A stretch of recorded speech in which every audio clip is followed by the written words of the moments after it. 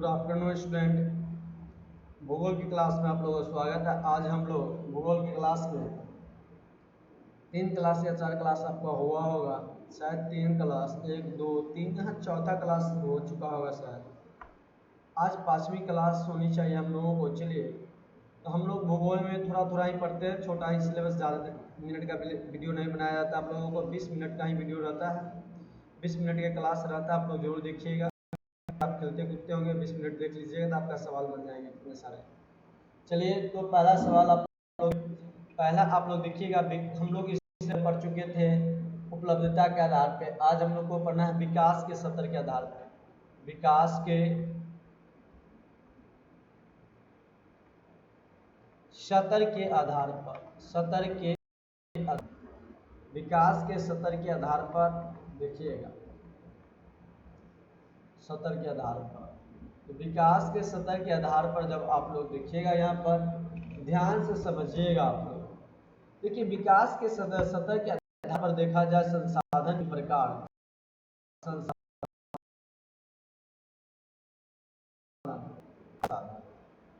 तो आधार पे संसाधन, तो संसाधन की उनके विकास की आवश्यकता के आधार पर 3 वर्गों में बांटे गए। कितने वर्गों में? 3 वर्गों में बांटे गए। इसको 3 भाग में बांट दिया गया है। पहला आप लोग समझिए, कौन सा? संभाव्य संसाधन। संभाव्य संसाधन तो 3 प्रकार से। तो पहला संभाव्य संसाधन, दूसरा आप लोग का प्रकार क्या है? ज्ञात संभाव्य संसाधन, संभाव्य संसाधन। तीसरा आप लोग ध्यान रखिएगा, क्या होगा आपका? तीसरा आप लोगों का क्या है? तो आप लोग का सुरक्षित भंडार है। क्या है? सुरक्षित भंडार।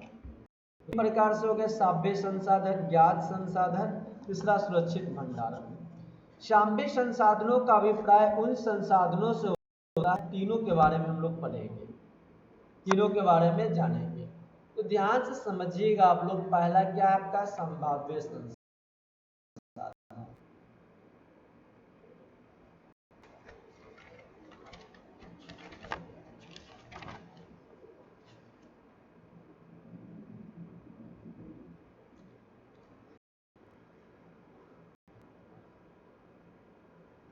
संभाव्य संसाधन, तो संभाव्य संसाधन, इसके बारे में समझिए।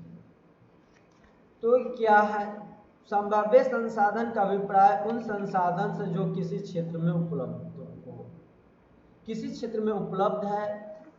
संभाव्य संसाधन मतलब किसी क्षेत्र में उपलब्ध हो, परंतु उनका अभी तक शोषण नहीं किया गया है। लेकिन उसका अभी तक क्या किया गया? उपलब्ध तो है संसार में कहीं ना कहीं किसी क्षेत्र में, लेकिन उसका अभी शोषण नहीं किया गया हो। उदाहरणतः स्वरूप भारत का पश्चिमी भाग, विशेषकर राजस्थान, गुजरात में पवन की अपार संभावना है, परंतु इनका सही ढंग से नहीं हुआ है। इस बात को संभाव्य संसाधन होती है। तो हम लोग लिख सकते हैं संभाव्य संसाधन क्या है, इसके बारे में पूछा है तो लिख दीजिए छोटा सा बात कि संभाव्य संसाधन, संसाधनों का अभिप्राय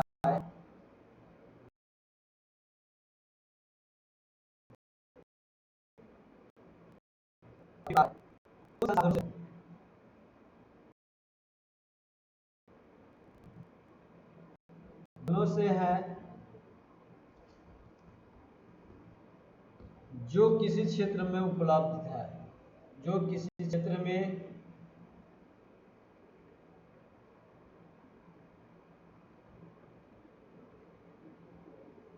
उपलब्ध तो है, परंतु उनका अभी तक शोषण नहीं किया गया है। उनका अभी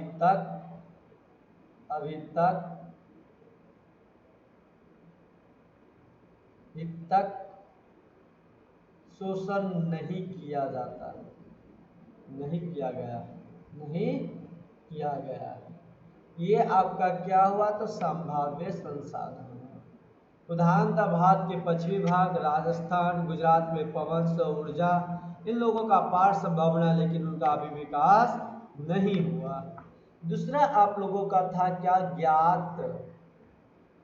ज्ञात संसाधन। क्या था, ज्ञात संसाधन।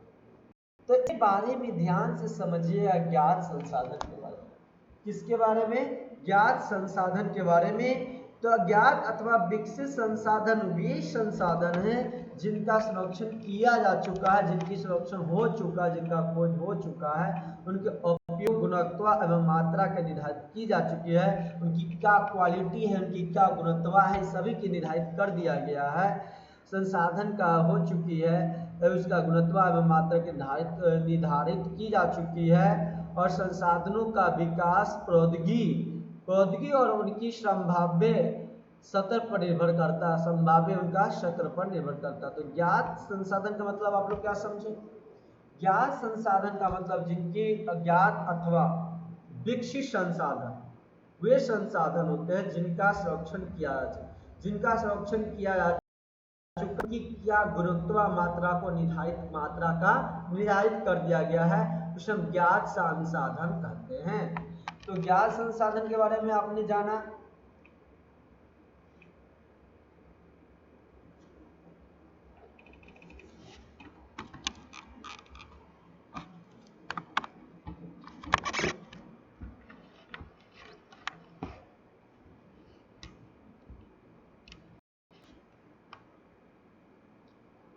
तो लिख सकते हैं ज्ञात संसाधन के बारे में हम लोग,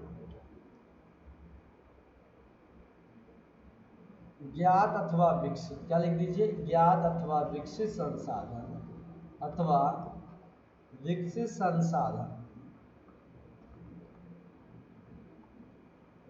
विकसित संसाधन वे संसाधन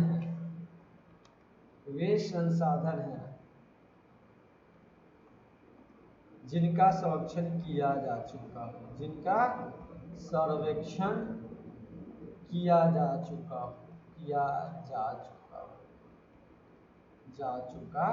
है और उपयोग में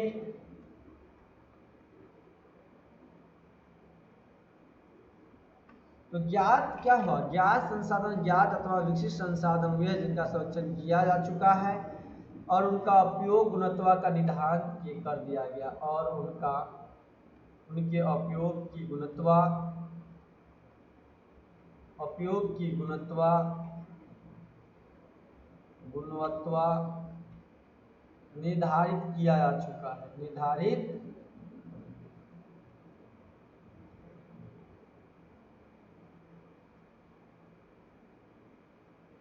की जा चुकी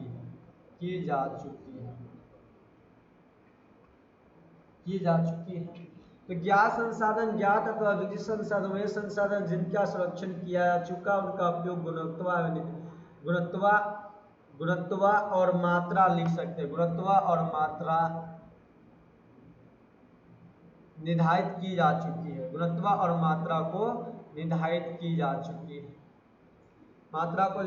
चुकी है, उसे हम क्या कहते हैं, ज्ञात संसाधन। अब तीसरा आपका अवस्था है इसमें सुरक्षित भंडार। क्या अवस्था है तीसरा आपका, सुरक्षित भंडार।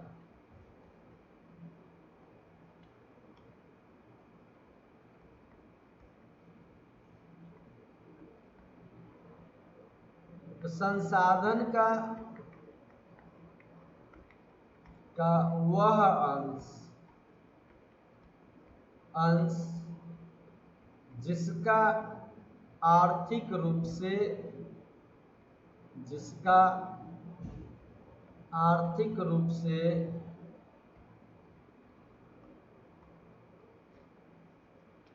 विकास किया जा चुका, आर्थिक रूप से विकास किया जा सकता है,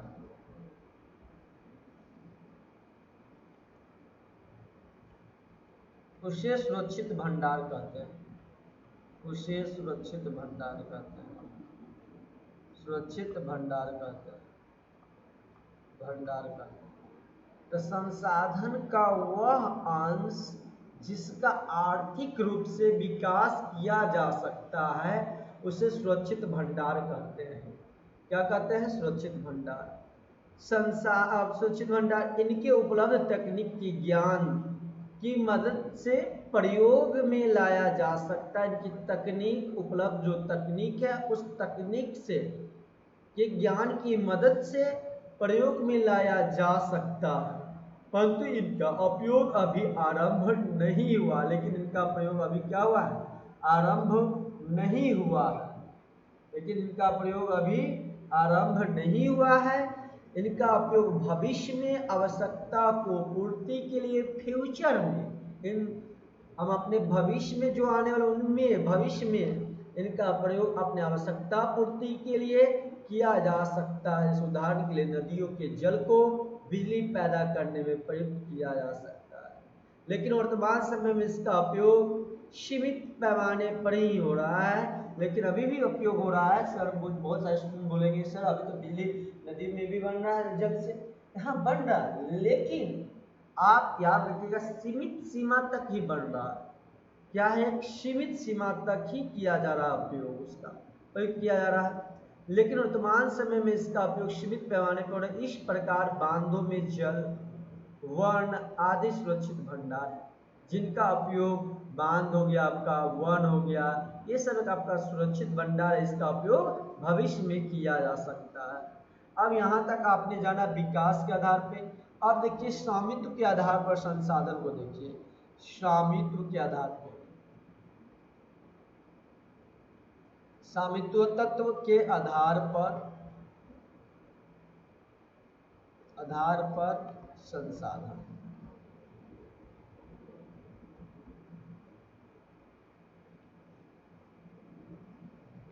स्वामित्व तत्व के आधार पर संसाधन। तो पहला देखिएगा, इन आधार पर संसाधन को 4 वर्गों में रखा है।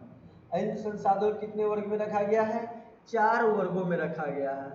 तो इसका कितने प्रकार के संसाधन हो गए? इसमें स्वामित्व के आधार पर एक पहला नंबर व्यक्तिगत संसाधन, व्यक्तिगत संसाधन।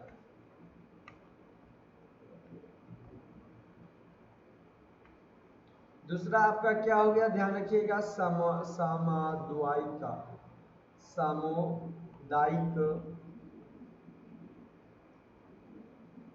स्वामित्व तत्व वाले संसाधन।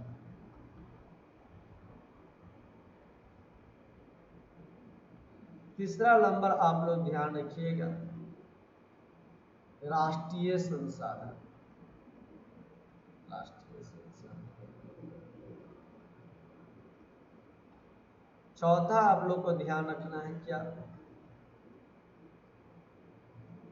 अंतर्राष्ट्रीय संसाधन। ये 4 संसाधन को आप लोग को ध्यान रखना है। ये 4 संसाधन के बारे में हम आपको अभी बताएंगे। चलिए तो सबसे पहले व्यक्तिगत संसाधन के बारे में देखिए।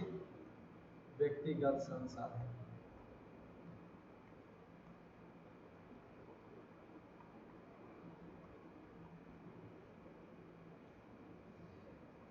तो व्यक्तिगत संसाधन वे संसाधन जिन पर निजी व्यक्ति को स्वामित्व होता है उसे व्यक्तिगत संसाधन कहते हैं। तो परिभाषा आप लोग लिख सकते हैं। व्यक्तिगत संसाधन क्या है? वे संसाधन जिन पर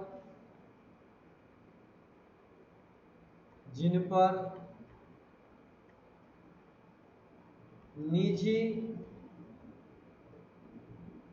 व्यक्तियों की संख्या,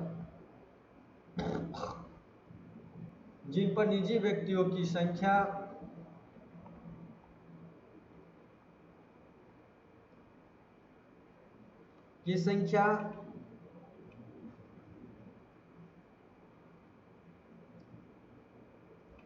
निजी व्यक्तियों के लिखिएगा, निजी व्यक्तियों के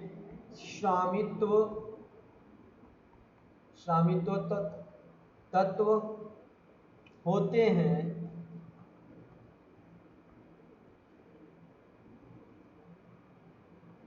उन्हें व्यक्तिगत संसाधन कहते हैं। उन्हें व्यक्तिगत संसाधन कहते हैं। संसाधन करते हैं।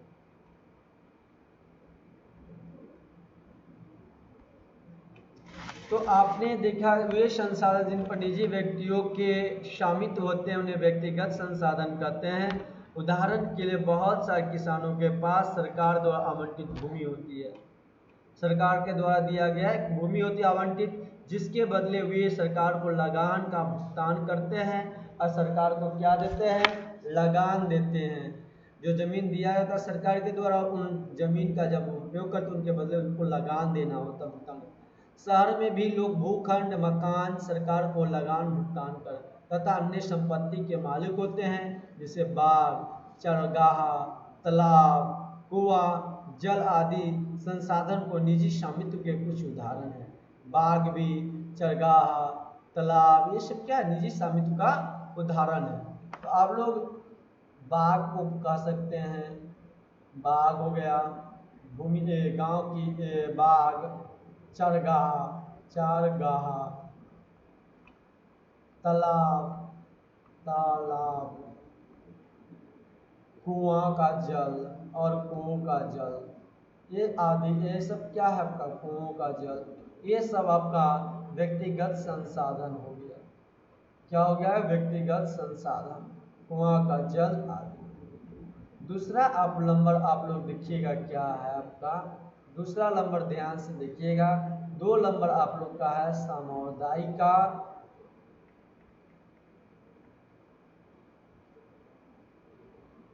सामूहित्व, सामूहिकत्व वाले संसाधन, वाले संसाधन, तत्व वाले संसाधन।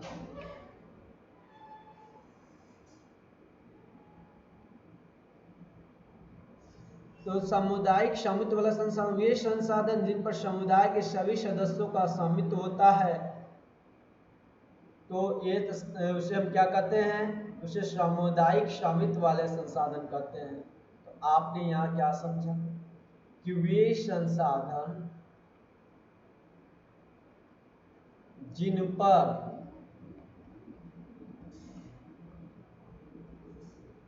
समुदाय के सभी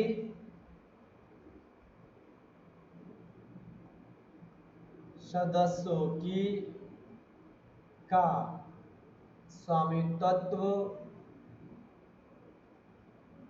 होता है, उन्हें सामुदायिक स्वामित्व कहते हैं, स्वामित्व कहते हैं, वाले संसाधन कहते हैं, वाले संसाधन कहते हैं।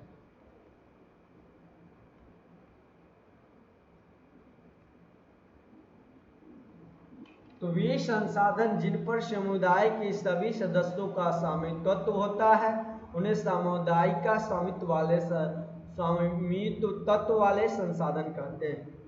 जैसे उदाहरण के लिए गांव की चारण भूमि, जो गांव के चरने वाली भूमि होती है, गांव के चारण भूमि, वह हो गया आपका शमशान भूमि, जिस पर सभी समुदाय के जितने भी लोग होते हैं वहां जाकर लाश को जलाते हैं, शमशान भूमि इस समुदाय के सभी के लोगों के लिए।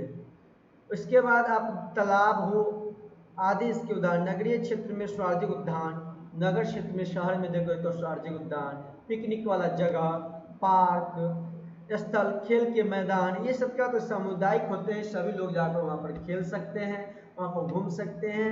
इस तरह से आपका आदि रहने वालों के लिए सब लोग उपलब्ध होते हैं। आप लोगों को आज इतना ही तक रहने दिया जाता है और कल शाम में से आपको कल से लंबे लंबे वीडियो मिलने लगेगा। आधा घंटे का वीडियो आपको भूगोल के रहेंगे, सभी विषय का 40 मिनट का वीडियो रहेगा, मैथ का आपका 50 मिनट का वीडियो रहेगा। क्लास रहेंगे कल से। आज थोड़ा कई काम था इसलिए आप लोगों को थोड़ा कम ही मिनट का वीडियो मिला है, बनाया गया था। चलिए, यदि वीडियो अच्छा लगा आप लोगों को तो चैनल को सब्सक्राइब कीजिएगा, शेयर कीजिएगा, दोस्तों के पास जरूर आप लोग लाइक एंड कमेंट जरूर कीजिएगा आप लोग।